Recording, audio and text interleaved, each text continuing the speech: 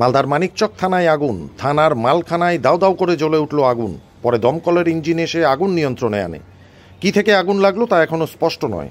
মালখানা থেকে বিস্ফোরণের শব্দ শোনা গেছে বলে স্থানীয়দের দাবি। শনিবার রাত্রে মালদার মানিকচক থানায় ভয়াবহ অগ্নিকাণ্ড। থানার মালখানায় দাউ দাউ করে জ্বলে উঠল আগুন। পরে দমকলের ইঞ্জিন এসে আগুন নিয়ন্ত্রণে আনে।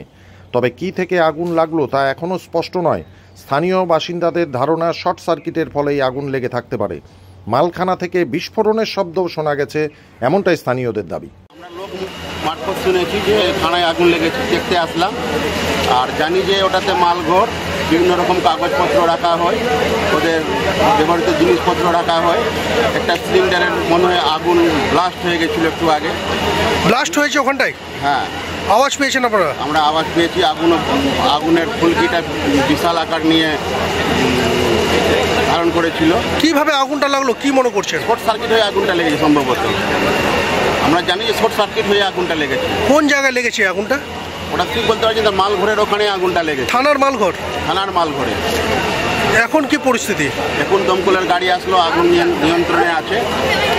চেষ্টা হচ্ছে নিয়ন্ত্রণ আনার। হ্যাঁ, আগুনের এই মানে কিছুক্ষণের মধ্যে সম্ভবত নিয়ন্ত্রণে চলে আসবে।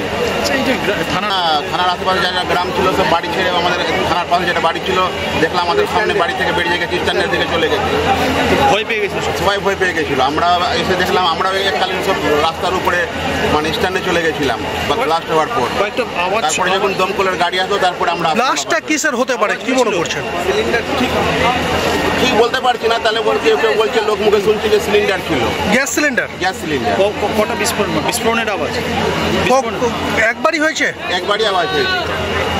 কি নাম আপনার? আমার নাম দেবদুলাল মন্ডল। আমি এক্ষুনি উঠলাম।